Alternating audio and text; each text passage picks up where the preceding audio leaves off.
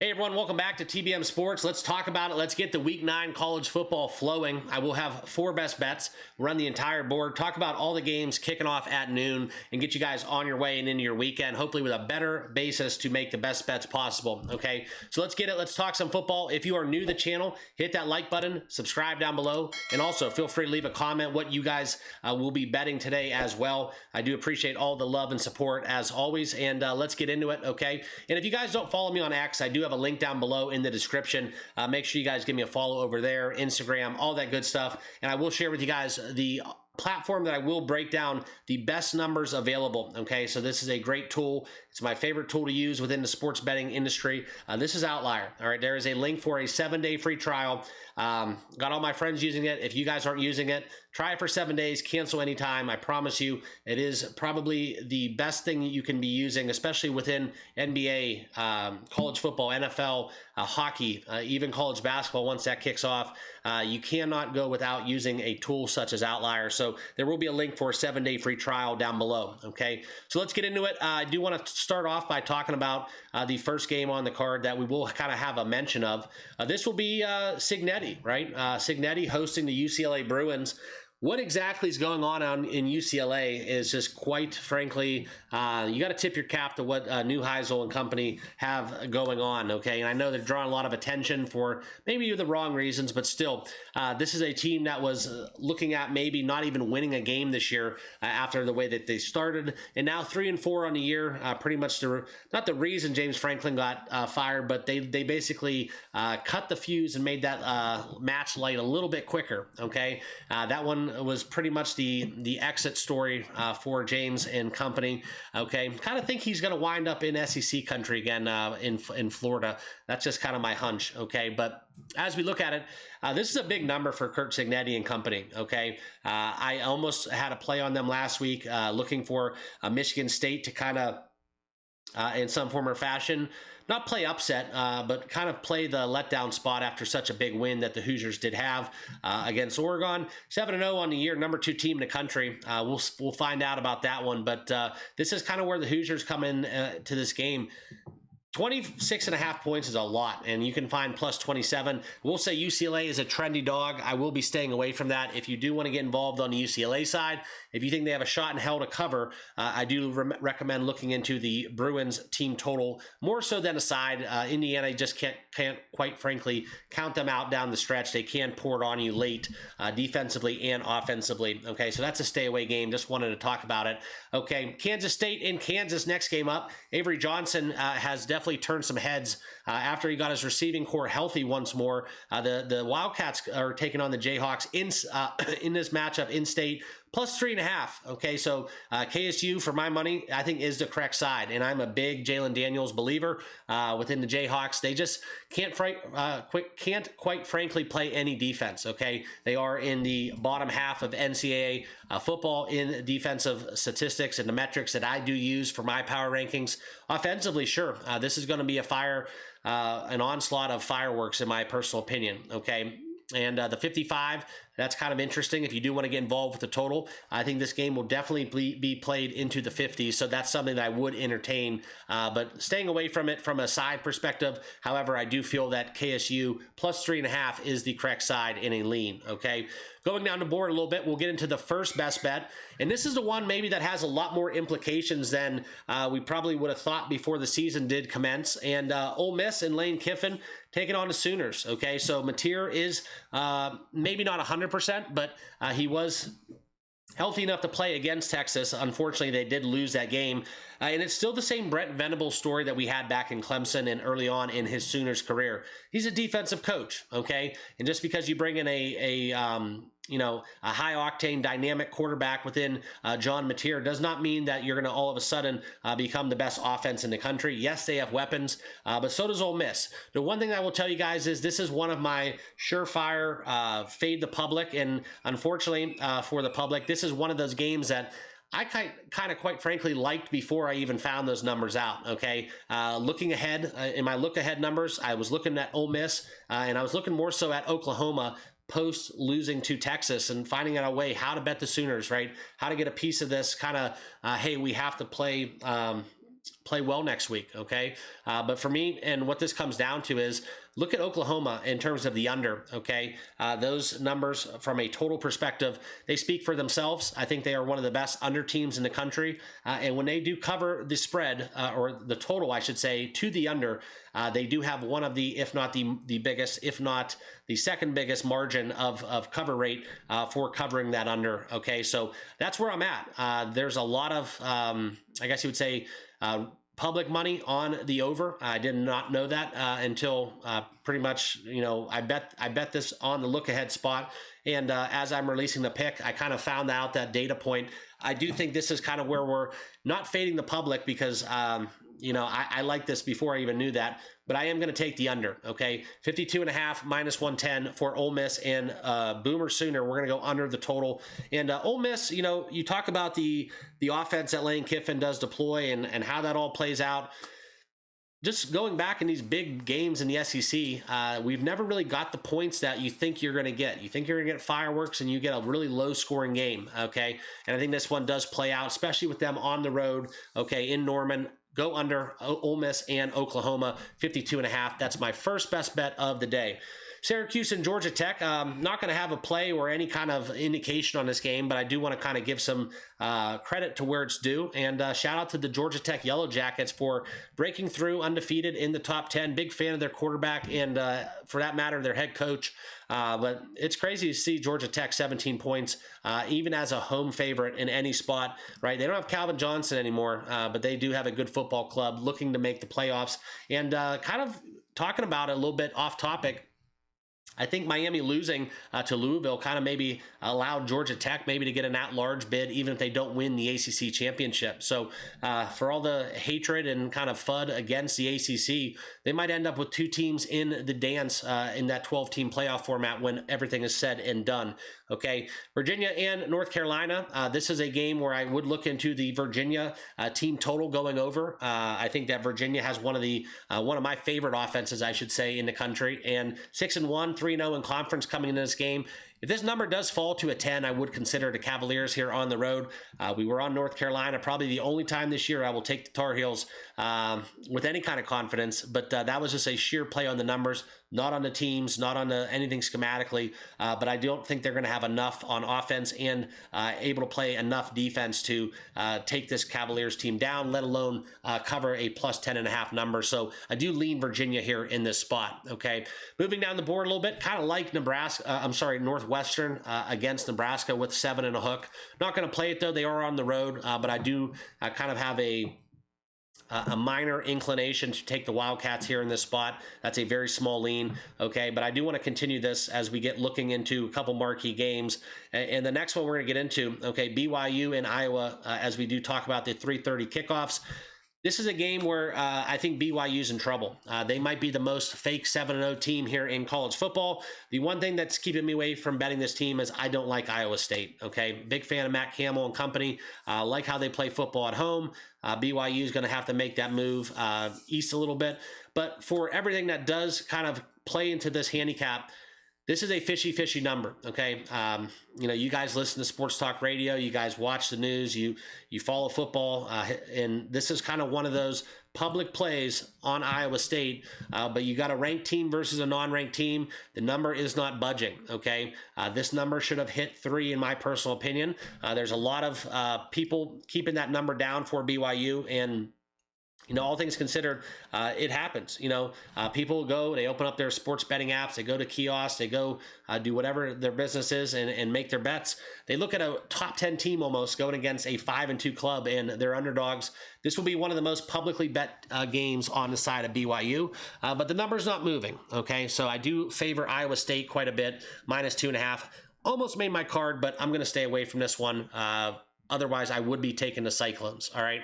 Moving down the board a little bit more, Missouri and Vanderbilt. This is one that everybody has their eyes on. Okay. Total set at 52.5.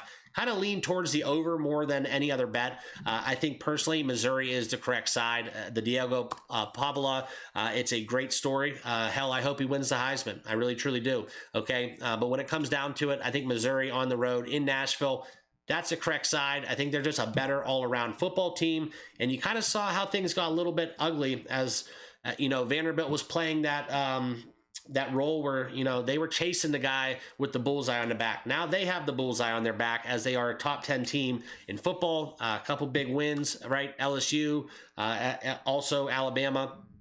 But what it comes down for me, what it comes down to for me, guys, is now they're the ones being chased.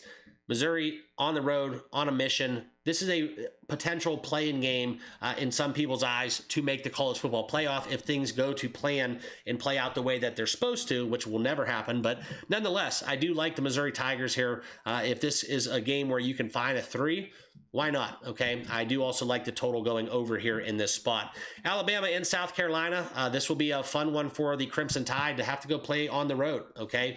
Personally, I think this will be a good test, and whether or not that young Alabama quarterback does win the Heisman, I think right now he would be my best bet. I think he's the best quarterback in its own right right now in current form. Not maybe the best quarterback on the best team, but right now I do think he is the best offensive quarterback position, and we all know how it's a quarterback award. You know, it's unfortunate Notre Dame does have those 2 losses, because I think that if Jeremiah Love continues to run the football the way he did and had a little bit better of a game against Oregon and the likes of, well, I guess he did play kind of decent against Texas A&M, but I digress. The point is, if we were going to see a non-quarterback player win the award, I think that him and Jeremiah Smith would be the top 2 that I would have kind of on that ballot. Okay. No play for me in Alabama and South Carolina, though. This is one we're going to stay away from as well. The Crimson Tide, though, they have been covering a lot of big numbers. You want to look at them ATS. This is kind of where you look at the 5-2 record they do have. And a lot of those numbers pre-flop were double-digit numbers. I guess Tennessee did shrink below a 10, but still, these are opportunities where we've seen 4 of their 7 games, double digits or more, essentially on the open. And that's kind of where I look at this game. Maybe not even being close, okay? But I do like South Carolina at home. Tough place to play, scrappy bunch. This is a lot of points for the Crimson Tide to cover on the road. You know, going to stay away from this one as well, all right?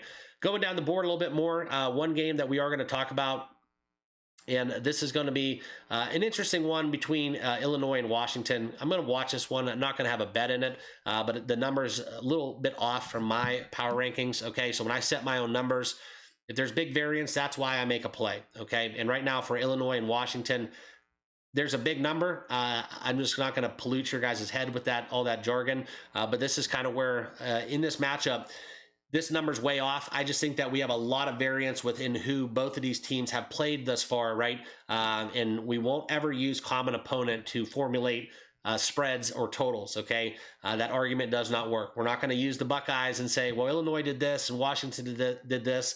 So that must mean that Team A is 3 points better than Team B. Doesn't work that way. If you use that method, you will get wrecked, okay?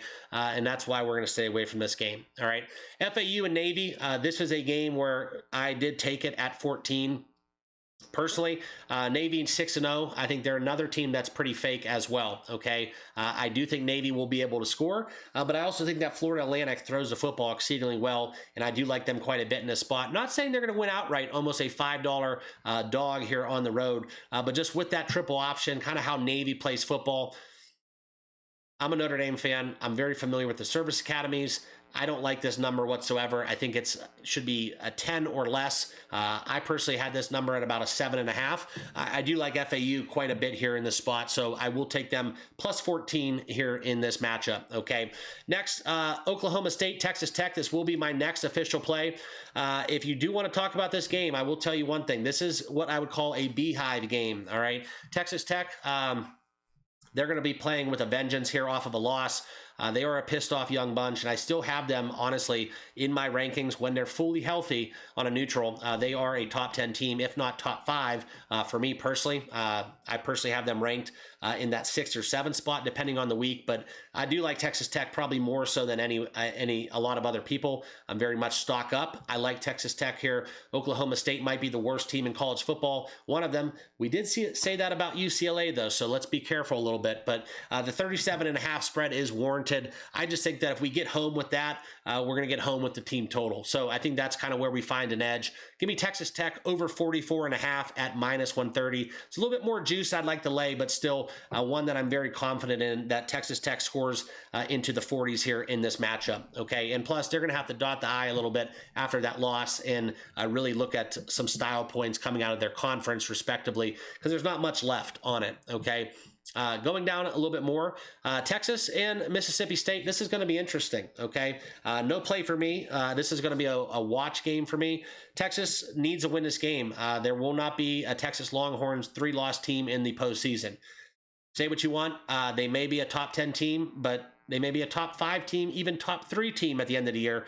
If they have 3 losses, they're kind of shit out of luck in my opinion. So we're going to stay away from this one. I do think that Mississippi State, though, at home will be a tough task. I don't fully trust Texas's offense on the road despite them playing Mississippi State. So I would kind of lend towards the conversation of Mississippi State. However, I do think Texas needs to win this game. So I do like them on the money line for all you college football teaser fans out there that you probably shouldn't be doing those teasers. That's kind of how I stack up in that regard. Okay, going down the board a little bit more, another big spread that I do favor. I think Stanford's in that conversation as well. And it's kind of very similar to the Texas Tech handicap, pretty much down to a T. But I watched Miami play Louisville, and the only reason I'm not betting this game is Carson Beck. He's still that same quarterback that on the road, you saw it. It was on a Friday night. Everybody saw it. 4 interceptions, it kind of speaks volumes, okay? It's the same player that he was in Georgia. Yes, he had a great record as a starter. Yes, he still has a great record as a starter. But covering 30 at home, I could see it. They're going to have to do this, but it's just not being put in a position where you're going to have the best outcome. And I think that's been Mario Cristobal's Achilles heel since he started down there in Coral Gables, okay? But I do think this is one where the Hurricanes, strong play. I think they will win by 30, but I don't want to take that risk. I don't think there's enough of an edge here where laying 29 points with Miami gets it done. Whether or not that cashes, I'm sure this will cash, but it's just a no play for me, although it does kind of attract me in that regard. Okay. And then lastly, the final bet that I will have is going to be another one of these 30-point favorites, the Oregon Ducks. Okay, guys.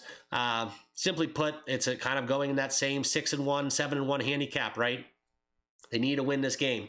And the Ducks here, probably in my opinion, if you watch the games against Iowa, you watch the games, pretty much anyone outside of the non-Big Ten or the non-Power 5 games that Wisconsin did play this season, they might be the worst team in college football, okay? And there's a couple ways you can go about this. And yes, I did go daring, and I took Wisconsin under, under 2.5 points. You bet the shutout against Ohio State. Hope you did. I recommended that, but it wasn't an official play. But for a fun bet, that was one that I did look into. I like Wisconsin pretty much the same way that I did last week. I don't think they score a lick. I think Oregon at home is going to pose a very difficult challenge. And I think Wisconsin, this becomes almost psychological to an extent where they're just doubting that they can even score themselves, okay? Oregon has to win. They have to play well. They have to look good winning. And yes, they are a number 6 team in the country, but if Oregon drops another game, which they won't drop a game today, I'm just saying, you kind of have to keep that mentality, right, where every game does matter, even though for them, it possibly doesn't, okay? But I do like Oregon to cover this number. I took them minus 31. And I do apologize. I do have a slight accent, and I do not pronounce Oregon correctly. So if you do take offense to that, I apologize, and I am well aware of it, okay? Another game that I do want to mention, Texas A&M. I'm not playing Sparty Wolver in Michigan, but Texas A&M traveling to Death Valley and playing LSU. This might be the game of the night for my money, okay? I do like the Ole Miss game quite a bit, but you're going to give me A&M against Brian Kelly, former coaches battling at it, right? Mike Elko going against Brian Kelly in primetime in Death Valley, going against a top number 3 team in the country. There's a lot of common denominators in this. This is going to be a nasty, nasty football game, okay? So for my money, this is going to be the game of the day, and I do think this is kind of where we continue to fade Brian Kelly, okay? But the numbers and the betting trends on this one, I hate to say it, they do back up the Tigers here. Okay, so I do like LSU a little bit. A lot of people think they're cooked, but the way that the numbers have been flowing and the money's been coming in, I think LSU +3, if you can find that full 3 points out there, is the correct side that you could be on. I'm not going to play it. I'm not going to touch it with a 10-foot pole. I do think that one thing you have to consider is A&M's a 6-1 football team. Okay, they're one 6-year quarterback lacrosse player extra point hold from being a 6-1 football team. Okay, so that's kind of where that has to be discussed. And for my money, this is more so a 13 versus 20. Texas A&M's a great football team. Okay, don't get it twisted. Are they a playoff team? That's a whole other discussion because the way that the distribution does work. But for me, I'm going to stay away from this game. I just think that Texas A&M a little bit lower power ranking than I have them. The one thing that does scare me in this spot, I don't know if LSU can score points, okay? They have all the weapons. Nussmeier, we all thought he was going to be the Heisman #1 draft pick before the start of this season in the Brian Kelly's offense. And right now he looks like, he's in the concussion protocol or something. He just doesn't look right. Kind of off, I guess is the way I'd put it, right? Throws aren't as crisp and doesn't have that luck factor that, that Josh Allen kind of nostalgia where he just can extend something, make something out of nothing, get a penalty, move the ball, and just points get on the board. He hasn't been doing it. Okay, now the LSU Tigers come into this game 5-2, desperate at home. Fans will be raucous. I kind of like LSU, although being a Notre Dame fan, have to kind of root for A&M for a numerous amount of reasons. But also, this is kind of where I just got to trust the numbers. I like LSU, not an official play. Okay, and that'll be basically it. That is the full breakdown of my best bets. I know this was a little longer video, but we were remote last week on a family golf trip, so I apologize in advance. Didn't give you guys the best rundown of the entire board, but those are my best bets. 4 plays coming at you. We'll recap those right now. Before you do, one thing I do ask, please subscribe to the channel. Share it if you can. Do whatever you got to do. Get the word out. But these are my 4 best bets. FAU, we're going to take 14 points, -110 is what I kind of bet a little earlier in the day. Ole Miss, we're going to go under that total, and we did find 52.5. That number has dropped a little bit. It was at a 54.5, so I do agree. We're seeing that number fall like a rock, and a lot of that money keeps coming in on the over. So that's one that I do recommend getting in before sooner than later. And then also laying the 31 points with Oregon and taking Texas Tech over 44.5 team total. Okay, appreciate it, guys. Good luck out there. Let's cash some tickets. We'll see you in the next video. Cheers.